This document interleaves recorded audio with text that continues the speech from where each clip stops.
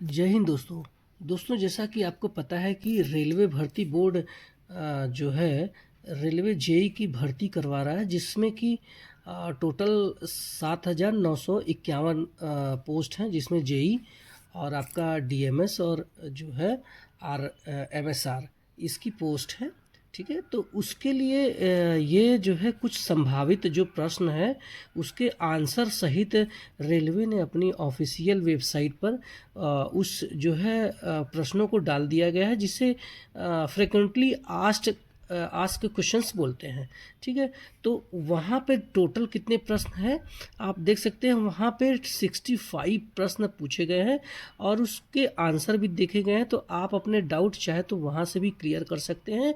और इस जो है जो क्वेश्चंस है 65, इसके जो फ्रिक्वेंटली आस्क क्वेश्चंस का पीडीएफ है, ये इस वीडियो के डिस्क्रिप्शन में मैं डाल दूंगा। तो आप टोटल 65 क्वेश्चंस के आंसर को आप अपने हिसाब से अपने जो है डाउट्स को क्लियर कर सकते हैं।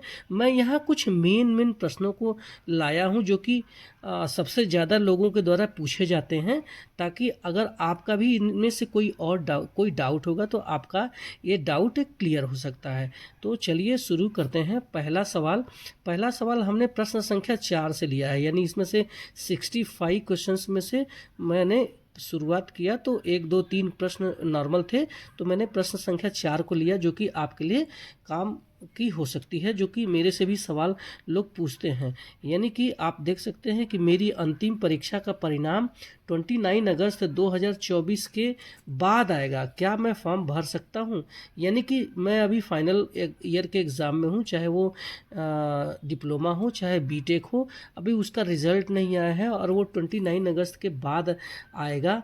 तो क्या मैं इस फॉर्म को भर सकता हूं? तो रेलवे ने क्लियर लिखा है कि नहीं, अंतिम साल की परीक्षा का परिणाम इंतज़ार करने वाले छात्र आवेदन नहीं कर सकते हैं। ठीक है, तो इसमें मैं अपनी तरफ से एक चीज़ ऐड करना चाहता हूं कि अगर मान लीजिए कि आपने फाइनल ईयर का एग्ज़ाम दिया है और उसमें आपका कोई बैक पेपर सिर्फ आपका एग्ज़ाम देना बाकी है, बाकी आपका सब पेपर क्लियर है, तो अगर कोई एक सब्जेक्ट का बैक लगा हुआ है तो आप बिंदास इस फॉर्म को भर दें, और जब बैक क्लियर हो जाएगा तो आप इसको लगा सकते हैं।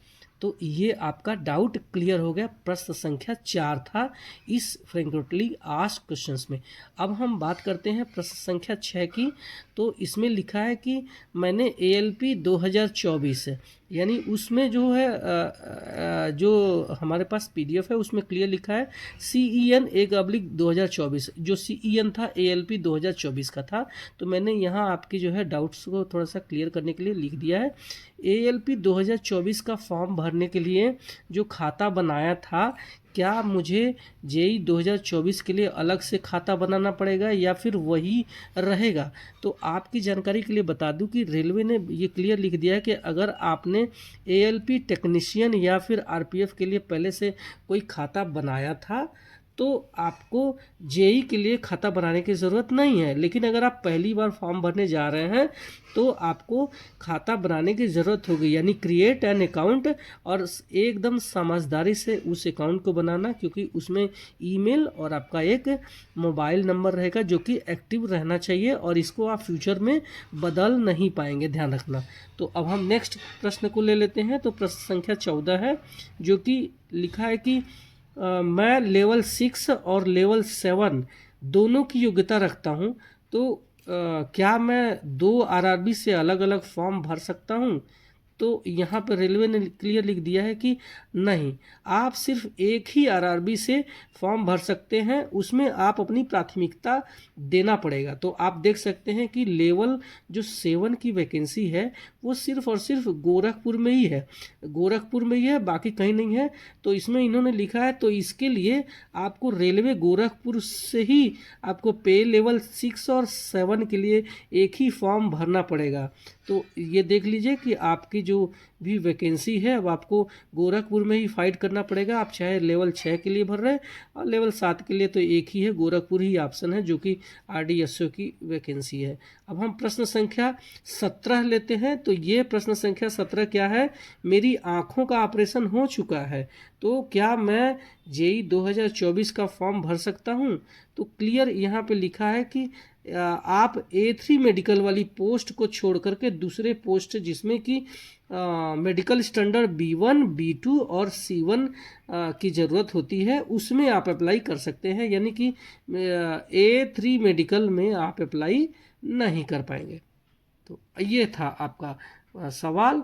अब आते हैं अपने अगले सवाल पर। तो ये सवाल है कि प्रश्न संख्या 50 है, मैंने 2 साल का डिप्लोमा कोर्स किया है, तो क्या मैं जेई 2024 के लिए फॉर्म भर सकता हूँ? तो यहाँ पे क्लियर उत्तर लिखा है कि नहीं, केवल 3 साल का डिप्लोमा वाले ही भर सकते हैं। तो यहाँ पे इन्होंने 2 साल का डिप्लोमा पूछा, तो यहाँ पे रेलवे को ये लग रहा है कि कहीं ये आईटीआई के बारे में तो बात नहीं हो रही है, तो इसीलिए यहाँ पे लिख दिया कि नहीं, केवल 3 साल का डिप्लोमा ही भर सकते हैं। तो आईटीआई वाले तो वैसे ही निकल गए, क्योंकि वो 1 साल का ही डिप्लोमा, 2 साल का ही कोर्स होता है। तो यहाँ पे 3 साल का कोर्स चाहिए। तो आपकी जानकारी के लिए बता दूं कि अगर आपने आईटीआई के बाद 2 साल डिप्लोमा में लगा दिया है, यानी कि डायरेक्ट एडमिशन में अगर लिया है आपने डिप्लोमा के, तो आप इस फॉर्म को भर सकते हैं। अगर आपने आईटीआई के बाद 2 साल का डिप्लोमा कोर्स किया, तो आप इस फॉर्म को जेई में अप्लाई कर पाएंगे। तो ये था हमारा क्वेश्चन नंबर 50। अब बात करते हैं अपने अगले सवाल पे। प्रश्न संख्या 51 है कि फॉर्म भरते समय कुल कौन कौन से डॉक्यूमेंट्स को अपलोड करने की ज़रूरत होती है? तो यहाँ पे आप देख सकते हैं कि यहाँ पे आपका जो स्कैन किया हुआ फ़ोटो रहना चाहिए, और वो फ़ोटो पासपोर्ट साइज़ फ़ोटोग्राफ होना चाहिए, जिसकी जो साइज़ है 35 to 45 mm होनी चाहिए। और आपका जो बैकग्राउंड है ब्लू, लाइट ब्लू या फिर आपका वाइट बैकग्राउंड के साथ में कलर पासपोर्ट साइज फ़ोटोग्राफ होने चाहिए। और इसके साथ में सिग्नेचर भी स्कैन किया हुआ आपका होना चाहिए। और सिग्नेचर में कोशिश ये करना है कि आपका जो साइन है वो आप फुल इमेज में, मतलब पूरा नाम लिखें तो वही अच्छा है। और ये जो फ़ोटो और सिग्नेचर है, इसकी क्वालिटी आपको, इसकी जो क्वालिटी है 70 KB तक होना चाहिए, यानी 30 KB से लेके 70 KB तक ही स्कैन करके अपलोड करना। इसके साथ में सिर्फ और सिर्फ कास्ट सर्टिफिकेट किसके लिए? सिर्फ SC/ST कैंडिडेट के लिए है। और ये जो कास्ट सर्टिफिकेट है ये सेंट्रल लेवल का होना चाहिए। तो आप कोशिश ये करना है कि अगर आपके पास सेंट्रल लेवल का है तो लगा देना, लेकिन अगर आपके पास सेंट्रल लेवल का नहीं है और फॉर्म भरने की ज़रूरत है तो आप स्टेट वाला भी लगा सकते हैं, ज़्यादा कोई प्रॉब्लम नहीं आएगी।